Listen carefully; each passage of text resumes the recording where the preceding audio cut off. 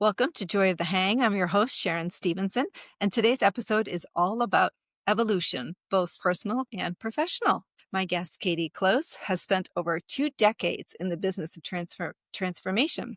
First her own, then thousands of others. As the founder of Entrepreneur Evolution and Self Mastery, she helps visionary founders move from burnout to alignment, from chaos to clarity, and from constant doing to intentional being. With 25 years in human development and 20 plus years building businesses from the ground up, Katie has mastered the art of integrating systems with soul and power with presence. Her work is more than success. It's about sustainable success, rooted in self-awareness, emotional intelligence, and purpose. So today we're diving into what it means to evolve as a leader, stay grounded in your humanity, and create a life and a business that truly aligns with your values. Welcome, Katie. Thank you, Sharon. Good to be here. It's good to be here too. How are you today? I'm good. I'm Yeah. feeling very vibrant, which is kind of the way I like to do. I like that word. So up to a Vibrant. lot. Been hosting some retreats for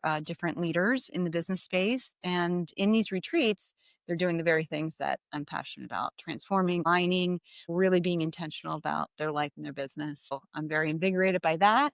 And then also some of the programs that I have for women specifically to stay invigorated I'm in their excited to business. learn all about it. So tell me about these retreats. Are they local? Do you bring people in to Well, serve recently I've been working very closely with a lodge in the Highlands, North Carolina called the Precipice. And so YPO, EO, if you're familiar with those are big business organizations and they'll have retreats of sorts. And so they've had me there for that. And it's a time to pull away from that busy kind of chaotic nature of life sometimes. And then to be intentional, but sometimes we just set goals as if we can just put them on a schedule or put them on a board. Really, it's about who we are, right? And how we live that out. And so it's kind of a transformation of self, right? So we actually look at on who they're wanting to become that'll help guide how they evolve, how they choose the way they go through business. And then who are the people in their life? We are so social, as you know. That's why we talk about connection so much. Yeah. And so our social influences on who we are have a profound effect on our goals.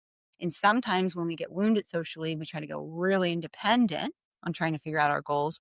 Or sometimes we get wounded about our own sense of self, and then we kind of end up a little bit codependent and we don't really feel ourselves getting traction. We're kind of just attaching and hoping somebody else's vision carries us there. So when you say sometimes we get wounded socially, can you give me an example? Sure. Well, if we're moving towards independence, it could be that we felt very confined, like we could never get traction on our own goals. So we're like, I'm just going to do it myself. And a lot of the ways we get most tenderly wounded can be childhood, of course, because we're very vulnerable in childhood. And so when we have this experience in childhood that we feel powerless, a lot of this is around power And love, control. and control. And we do need elements of both of those. We need to negotiate those in a relationship. I have some power here. You have some power. I have some control over these outcomes, some autonomy of sorts, and as do you. And if the child feels like they can't get any of that, or they're not attuned to, and their parents or their community's power isn't shared with them, they then go, well, the power I'm going to get is going to have to be outside of the system, outside of relationship. I'm going to do what I want. And so it can look a little rebellious at times, or just very, I'm going to do what I want. And then sometimes those people are very successful, but often not necessarily fully fulfilled because there's some emotional needs and even esteem needs that are so achievement dependent that their sense of self vacillates with whether they're doing good or bad. So are the retreats group retreats or? These are group retreat. Okay. And they allow for a lot of multi-leveled reflection. One was a couples retreat, a lot of them business owners, of course. Business owners have to carve out a lot of their own way, so they understand how important their way of being is usually. So that's the kind of retreats. But there will be a lot of soul work, but also strategy work. And I think sometimes you'll go to a retreat and you're getting very in tune with your soul, but then not the strategy. And then sometimes it's a very strategic, numbers-based, categorical type approach, but you're not awakening your soul. And I think that those two things are meant to be integrated. So I find it helpful to kind of break this down so that our listeners can really understand this. So when you say figure out their sense of being, let's just use me as an example. So say, well, I used to run a restaurant. So would you work with me if I was having staffing issues or whatever my issue is at work? Is it a specific thing where I would come in and you would say, well, let's figure out your management style? Is that what you mean by sense of Sure. being? That's a great example. Let's Okay. use an example. Yeah. That's perfect. So let's say you were having staffing issues. And of course, we can look at some of your strategies. What's working, what's not working, how we missed something. But usually it's in a way of being. Even the strategy then comes together once the way of being is addressed. So what might be the issue, let's per se, with a staffing So issue? it could be retention. Okay. That So could let's be use one issue. let's use that as an example. We're just Okay. going to dial down into an Yeah, example. let's do it. So the retention is that people aren't sticking around. Right. Okay. Lots of turnover. Lots of turnover. Mm. So we can look at what is your way of being. So we can even look at your beliefs, your way of being with that staff. Maybe it's like expectancy, a little bit of entitlement, maybe, which is like I hired them, they should know what they're doing. But we're Right. not actually looking at I need to incentivize them. They have some emotional needs that are not being tended to. My way of being may be frustrated, may be demanding, may be abdicating. I see this a lot. Instead of delegating, people abdicate. You should know what you're doing. They really actually want to know from us. They're attempting to appease us. We're attempting to create our vision. They're attempting to help us fulfill our vision. Do they know what it is? And so we have a way of being. And some of those can come from one, our own fears, stress, or shame. We got to get this done. We got to get this done now. And we internalize that. And then we kind of project it without realizing it. So another way of saying this is, let's say that same person came to me and said, Katie, I'm having a challenge staying in a dating relationship more than 3 months. Okay. Okay. Right there, it would be like, oh, well, I might say, what are you saying? What are you doing? I'd probably say, how are you being? What is your way of being with these relationships? If it's occurred 3, 4, 5 times, You might need to put a mirror. you might look at your way You of might need to look at the being. mirror. Yeah, like Okay. because you want an outcome. Right. So it doesn't mean you're wrong, but Uh-huh. if you don't shift your way of being, you'll likely still get those outcomes. When you shift your way of being, actually, you don't have to use as much willpower because your way of being shifts. Okay. So consider if I'm being demanding and I'm being entitled and I'm like, I need to get these staff. I need to grow this business. Come on, step it up. Yeah. And then it's like, so I'm using all this willpower on myself and on them. And if I start to actually build belief, people are here for me. People want my vision to come to pass. This vision is a valuable vision. I'm in collaboration with people. All of a sudden now, then they're going to feel it. I'm going to feel it. There's going to be a different momentum. Mm. And so you will need some willpower and discipline, but you won't need to almost fight against yourself as much, if that makes sense. It does make sense. It's making me reflect on my way of being. I sold the restaurant a while ago, fortunately, so I don't have to think about that anymore. But it's funny because I thought I was overly nice, but the feedback I would often get is, you're always pointing out what we do wrong and you're not pointing out what we do right. And so when you said there's an expectation, I was like, well, I expect that you're going to show up for work. I expect that you're going to wait on the customers. Like there was an expectation when I hired you.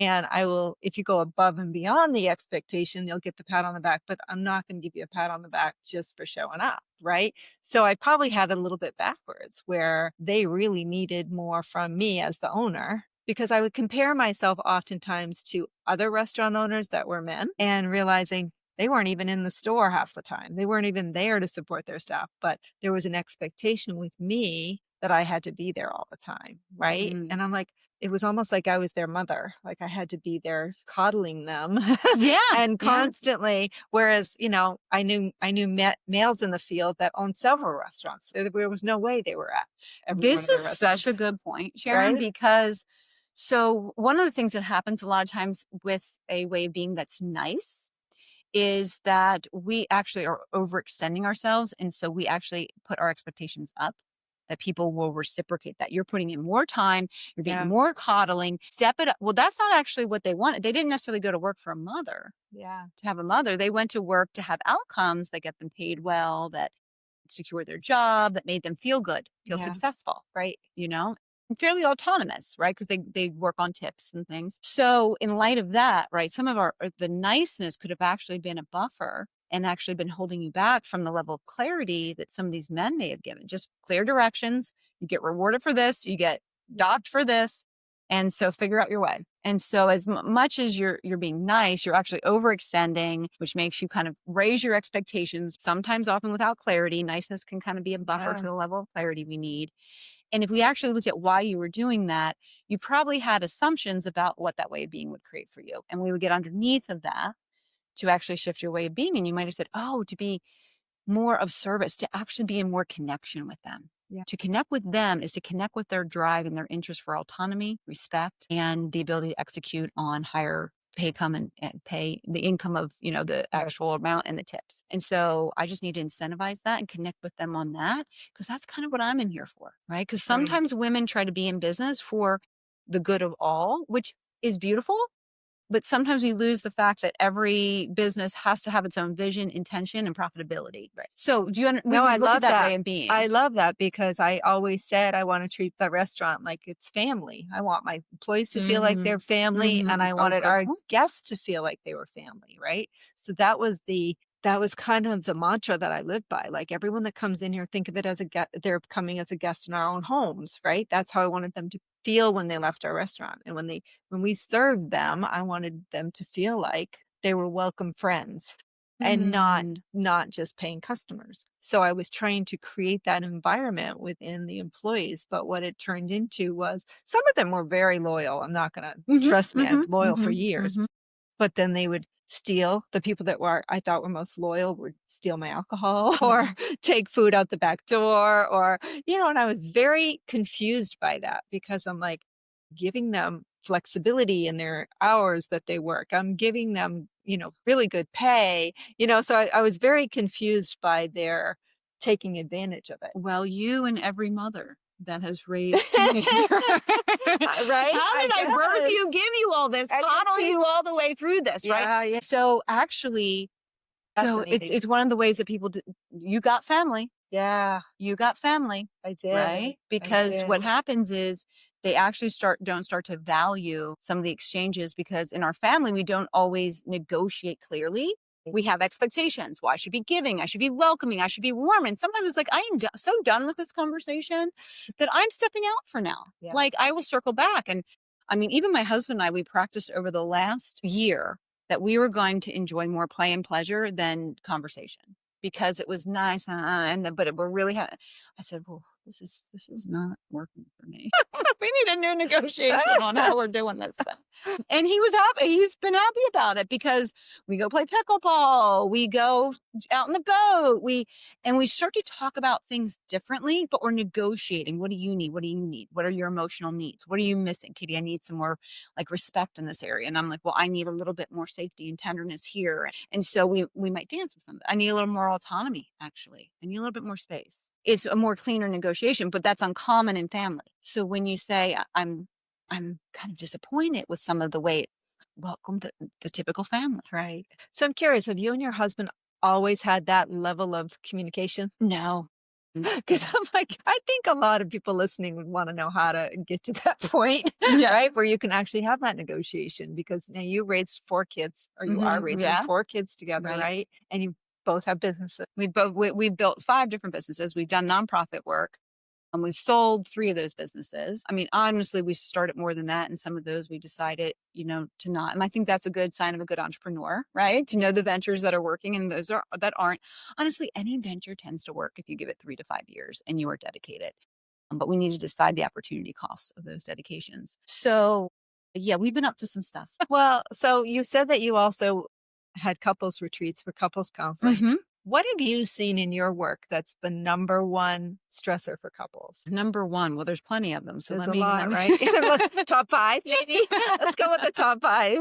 I can think of a few right now, but Well, I think that one of the language communication structures that I like a lot is called and I can definitely, advocate for that. What is that? Imago is basically where you slow down and you make a request. Can we actually have a conversation about a pain point? So we don't react. We don't throw it on the person. You actually go through a conversation to initiate, like, okay, that made me feel this way. And you get specific, because we generalize. You're so this, you're so that. Well, now we're stuck. You always. Yeah. Now we're stuck. And I think you would love this, Sharon, because it really ties in on the connection piece.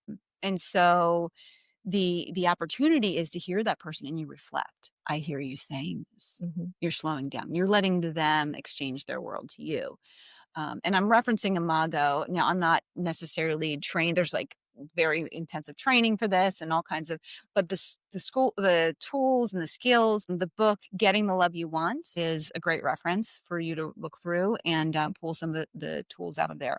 But point being is there's a slowdown, there's a listening, a reflection, and you let the person go through, it made me feel this. The story I told myself was this. And so now you're getting a little bit more into their world. I reacted by this fear. It's actually a vulnerable share. So when we react and we just say, you're like this, and we're actually pushing away all vulnerability. We're disconnecting. Right. And we think, well, I told you. Well, you're actually pushing me away with your Right. words. Because then you get defensive Mm. and it just becomes this back and forth. Yeah. Yeah. But instead, when I'm like, when you said this, I felt, and here's the thing I like is if you say I feel disrespected, that's still a story. What do you like? That's labeling kind of what that person did. Yeah. If you get it underneath of that, it's usually something I felt sad. I felt alone. I felt ashamed. I felt insecure, right? Something a little more vulnerable.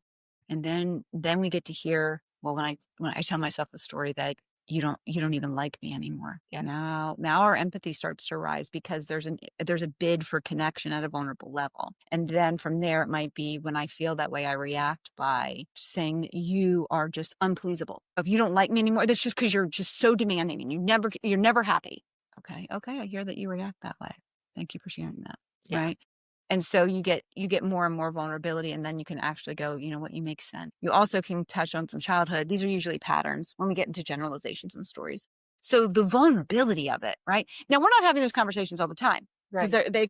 they're very attuned and intensive, but we're not throwing these things out. They're almost like if you run a business and you have an issues list and you put things on the issues list. Like we're not interrupting the day all day with Right. complaints. Bring it over there to talk about at the staff meeting. Because usually the thing that we're upset about is the thing that we were upset about 3 years ago, is the thing that we were upset about probably 10 years ago, probably in our childhood showed up. So we might as well put it there and then take the time to actually connect on it in a meaningful way that it's very transformative, actually. Yeah. Because I do a lot of individual work. One of the things you've mentioned, I do self-mastery. So it's a lot of individual work. But I love seeing couples, families, teams in business because we all have our own stories. But when they're shared in more of a collective context, we actually see that they're incomplete. Our stories are incomplete. Mm-hmm. They're Interesting. incomplete because there's 3 other stories about the very same thing. Interesting. Mm-hmm. And then we live in our own little world, little story. We have created our own play with our own narrative and all the characters, and they do what they do. And we do that with friends too. Yeah, we do. do. All relationships. We do. Right. And when you reference friends, this is a big deal for me. My husband's always astonished. He's like, you always want to have that conversation with a friend. You always want to create a joint narrative because it's easy with friends because we're busy. And when that person isn't available, we start creating stories. Yeah. We don't even know what it might be. Right. And maybe it is something that we need to tend to or that would serve us to tend to, but we don't know. And so we just get insecure and we may pull back as well. And so we see a lot of disintegration of friendship instead of a leaning in sometimes. And that's what I was just going to ask. What do you do when a friend hurts you? I mean, is it best to talk to that? Well, I guess if you can, talk to the friend. But if you can't and the hurt is so bad, is it okay to push away and just be like, you know what? Got it.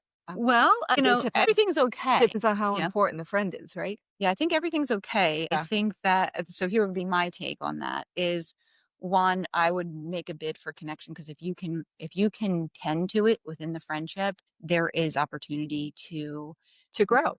Notice that repair is possible, to hear their story, to catch yourself and be caught by another. But sometimes that's a little bit intimidating for friends.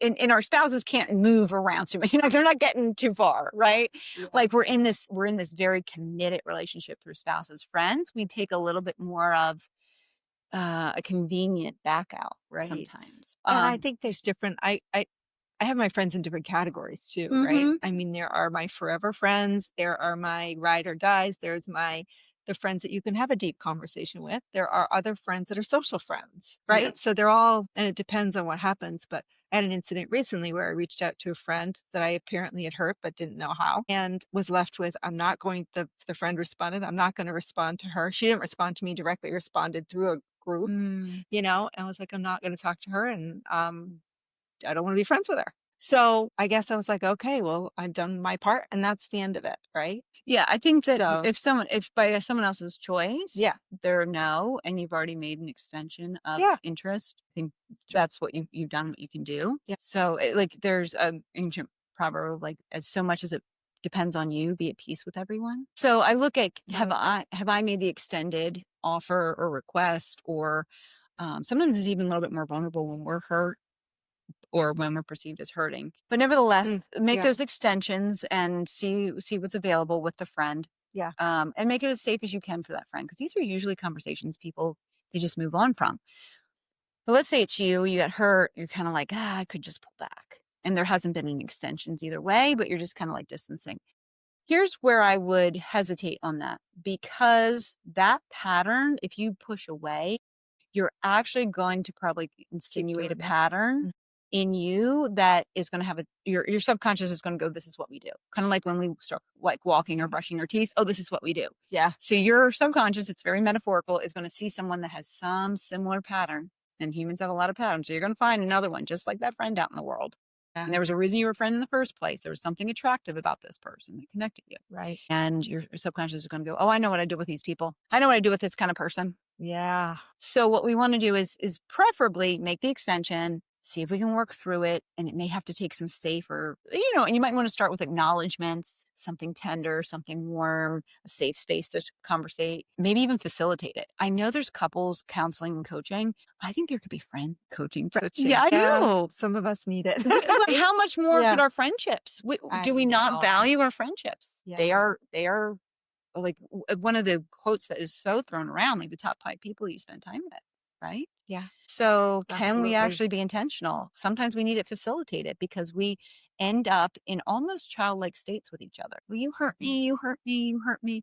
And I see it all the time. I'm like, just have it facilitated. That's what I do. Like I will hold the space so both of you can be tender without kind of collapsing. Yeah, I But love that. so that's possible. And then from there, even if not, I would attempt to not push away as much as make a choice, a conscious choice that is no longer where you're going to put your energy. Right. Because a push away is definitely more a little bit reactive, and it still Sure. means that they're having some level of reaction in you, and just getting to a place of choice. But these are the kind of things that fascinate me. And I think they I fascinate you know. too, They because do fascinate me, and I they're have part of that and connection. you made me remember something from my childhood, which was whenever something hurt me, I would run away. I used to run away from home. And there Yeah. were several times that I ran away from home because if it gets too intense or too crazy, I just want to be out of the situation. So I would go to a neighbor's house and spend the night there, or I didn't run far, but I ran far enough so that I could breathe. Well, I think So that there's it's very useful, yeah, but what can happen is if it's not communicated, because usually you're taking, and again, childhood, you did what you did yeah, to just cope with right. some of the intensity. Yeah. But now it's like, hey, I'm going to need 3 days, and I'm going to reach out to you in 3 days. Right. Right. That gives that person assurance that, like, you're not trying to distance from the connection. You're trying to manage the level of intensity. Right, right. But I hear Yeah, you. And yeah. so, yeah, we do have some of those Some of those patterns, patterns right? that keep Yeah. coming up. I find that one sometimes I find more in my marriage because sometimes if things get too heated, I just want to run away from it. So Yeah. that's an old pattern from right? Right. And Yeah. Yeah. sometimes it can serve you, sometimes it doesn't. Yeah. Sometimes you keep running away and actually nothing really gets solved. Right. And so you come back and there it is. Sometimes it is helpful to, like, dismiss some of the intensity, but you probably have to negotiate it, because sometimes when you push away, that might intensify him even more.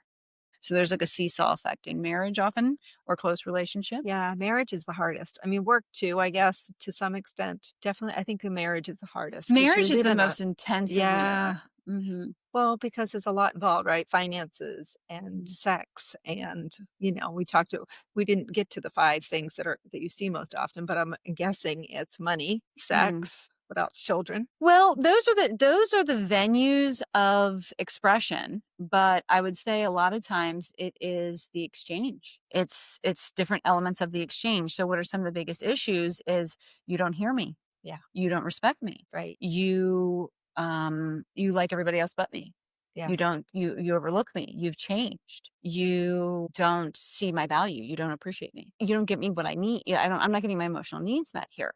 Sometimes the emotional need is being offered and the person's not receiving it because that's a coping mechanism. People kind of deflect sometimes. But there's also power struggles in marriage because every one of those venues you've discussed, money, children, sex, are areas where we want to get a lot. We want to get a lot out of. We want to have great sex. We want to have plenty of money. We want to have a good relationship with our children, a great legacy. We want to have great experiences in our life. We want to have a meaningful work life. And we're negotiating with this other person to try to get more of what we want. We married them thinking we'll get more of what we want. And then all of a sudden we're starting to feel like you might be holding me back from what maybe you're the problem. Yeah. I thought you were the solution, but now I'm seeing you're the problem. And we get it's a power thing. Well, let me get what I want. Maybe I'll tell you, maybe I won't. Maybe I'll just go get it myself. Maybe I'll, and so every one of these negotiations, there's elements of exchange. And so the issues can be manyfold, but I think that's why conversation structure and then really catching each other and then solving. I mean, shame is so prevalent, unfortunately, in today's society.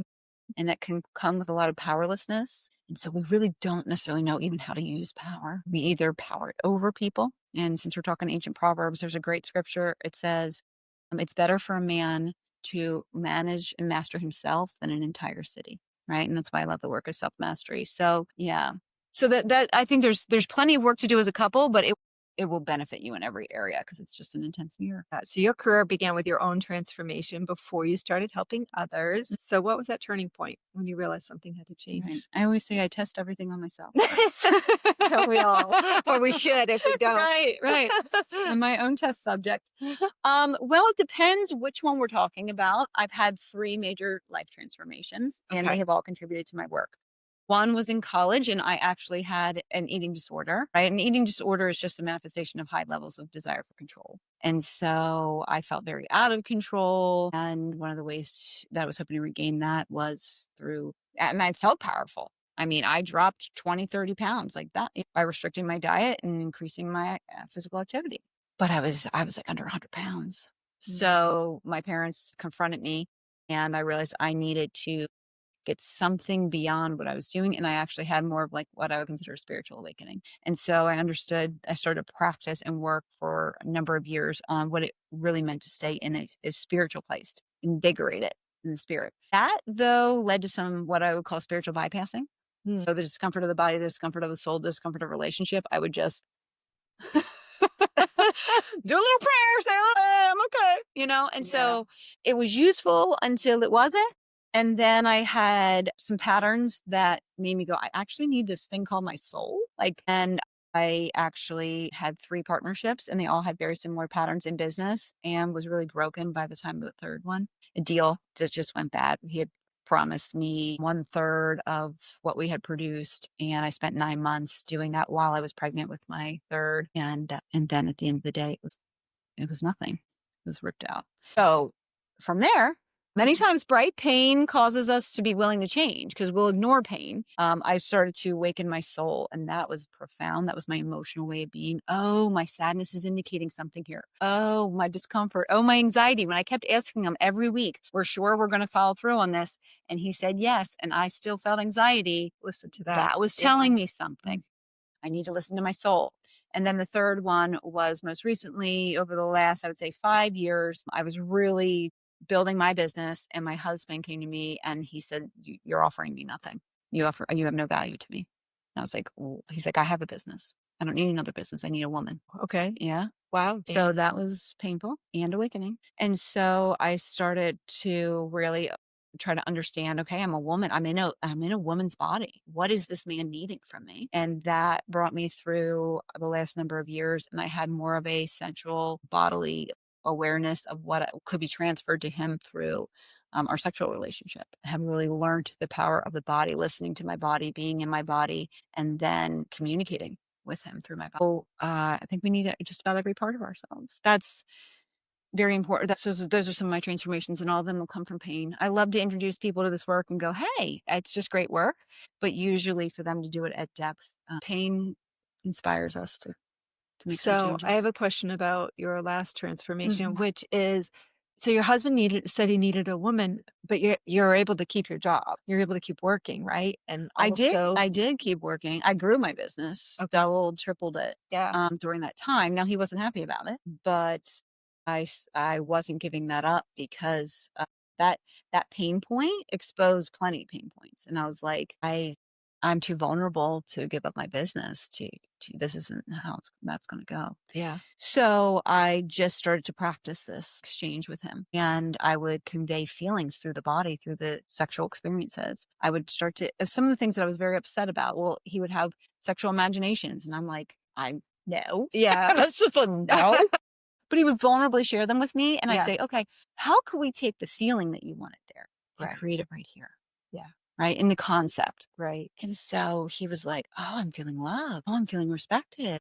Oh, I'm feeling adored. Oh, I'm feeling all the things that I wanted to feel. And I was, Oh, good. Yeah. Without without compromising your own without boundaries. compromising my own, like just, he just imagined a little bit more adventurousness, I suppose. And, but Don't all men. He's not alone in that. he's not alone. And some women too, by the Yeah. way. And honestly, it was just his venue for a desire to have these needs met, and like, Yeah. to me, to say, well, then you shouldn't want those feelings is, I got to get underneath what you're saying to get to what you think you'd experience in this concept or idea, and when I found that out, of course, I want you to feel that way. Now, how can we do that without making me feel overly vulnerable?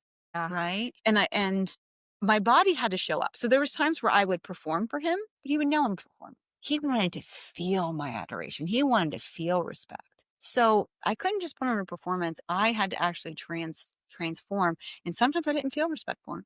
Sometimes I felt disdain. And sometimes I felt disappointed. And so I would actually have to move through that in my body, because my body wasn't just it needed its own respect and tending to, but I was able to move through it, understand it, be with it, and then expand to notice areas I did respect him. And then I could leverage that to communicate that more through my body. I really appreciate you sharing that, because a lot of women that I talk to are struggling with the same thing, especially if you've been married for a long time. Yeah.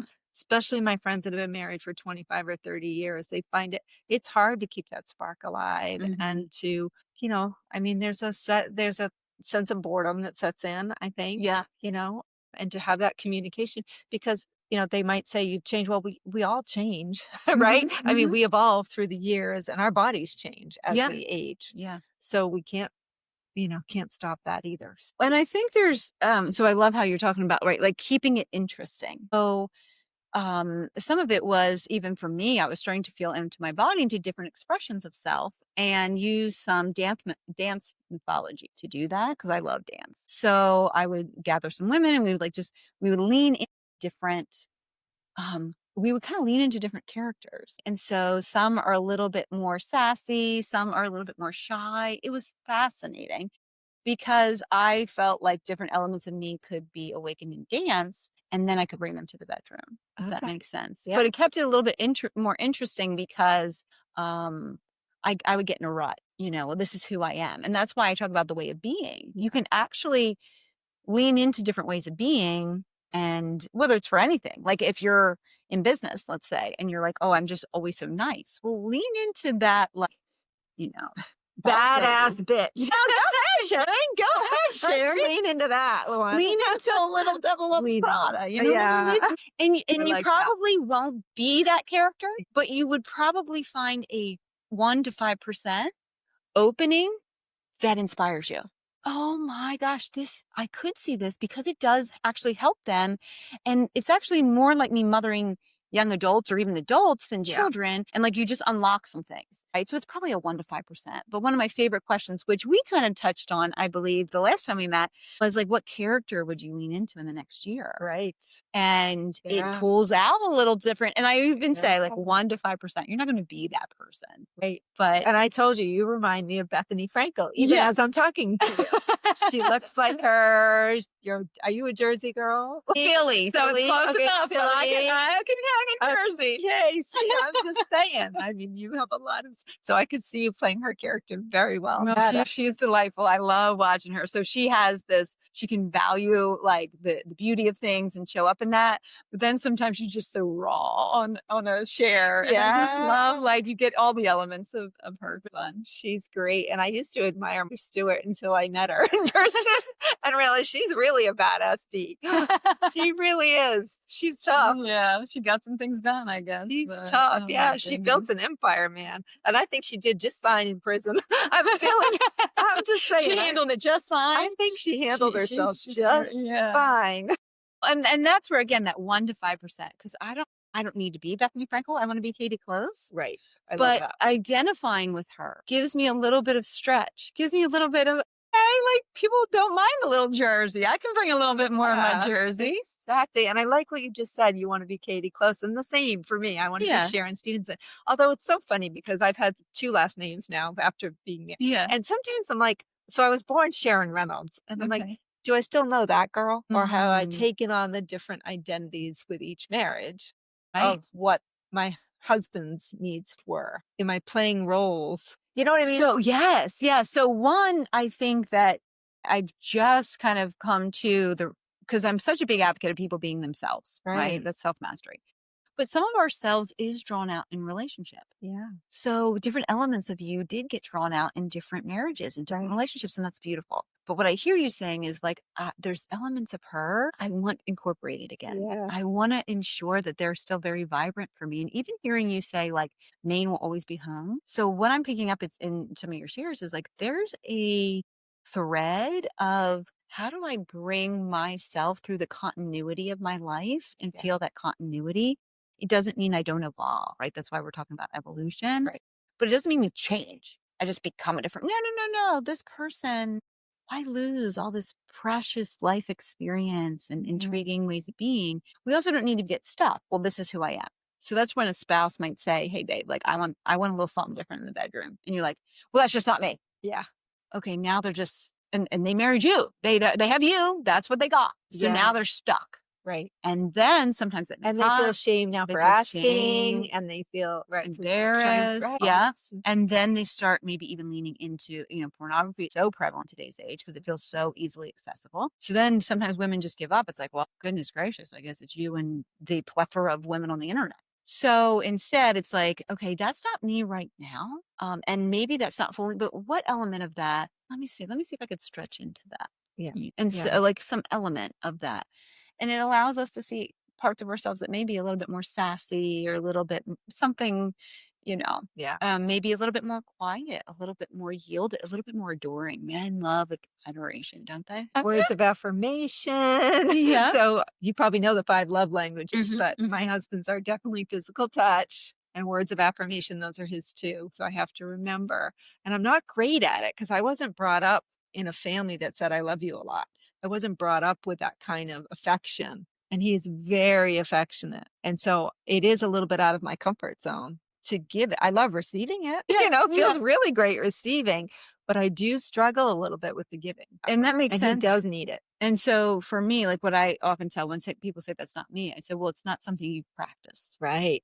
Right. And maybe you practice it to some degree. It's like I run a mile or 2, but it's like, okay, well, you want to run a half marathon. Well, then, okay, now we're going to up your practice, and it's going to feel uncomfortable, and you're going to go, this doesn't even feel good. And it's like, well, it wouldn't right now. You're, mile 5, and you're exhausted. Right, exactly. But you're practicing. You have to build up to that. Yeah, you can't and just so you practice. And then also they can tell if we're insincere. Like when we give compliments, like you're so great. It's hard to land, or we're like, babe, when you brought me that water, I felt like you were so attuned to my soul. Like you caught me. And he's like, I did catch you. And you're like, you just tend to provide things that I need, And it's like, I do, don't I? Everything is the world's your oyster because I am here to, and like, I am your man. So what else do you need, my love? And it's like, well, I don't know. I'm so satisfied. I mean, you give me so much, but I'll think on that. I've got some ideas. Okay. I've got a list. Sign up with Katie because she's got it all figured out. I love it.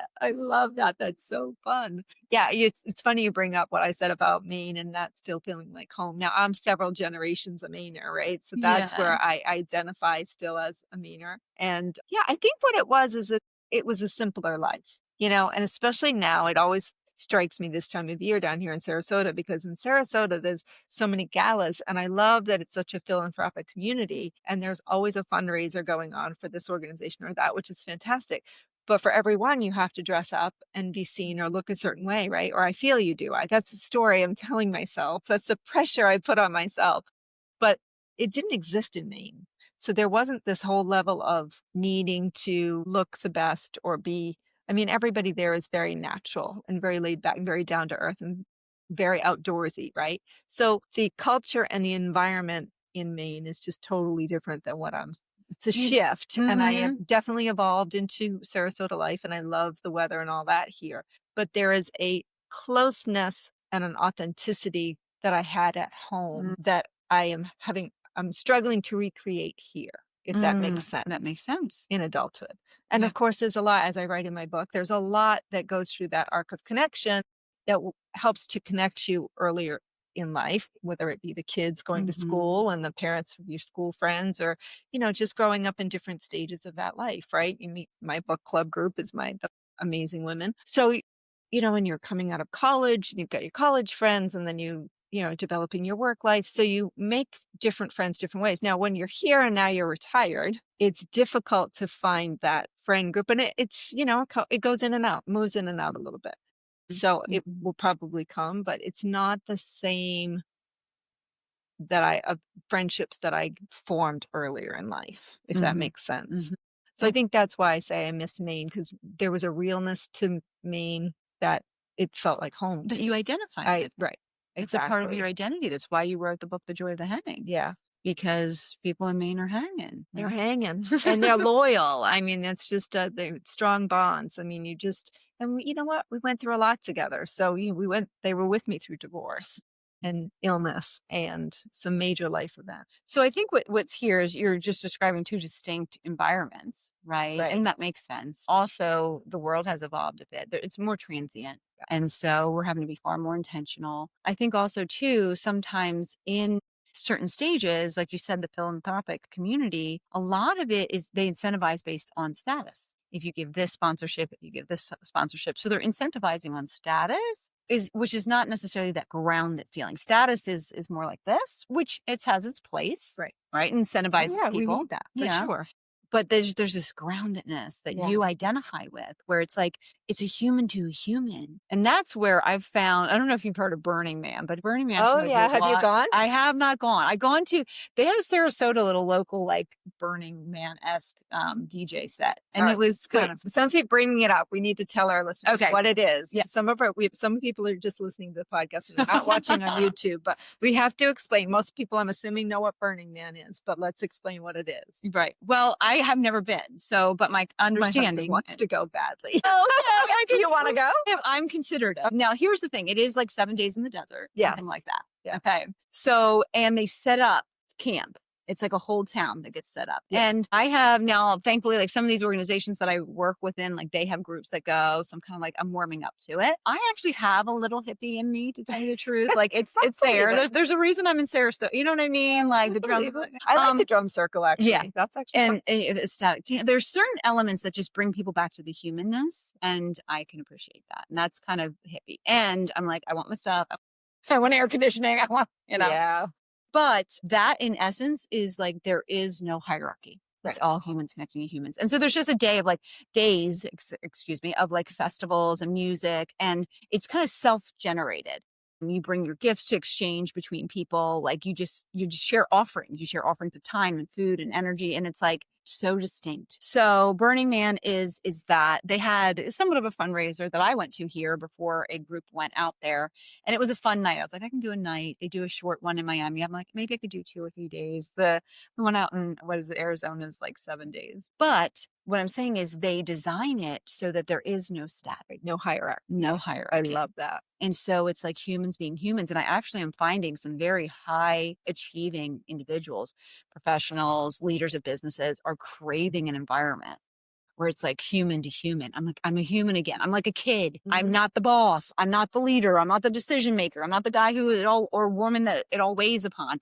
I'm a kid at recess. And I'm just saying that element I have not been. It's a but very transformative event, though, from what I've heard yes. from people that have been. So yeah, it's pretty amazing. Oh my God. So Well, maybe we'll go. so we should go together.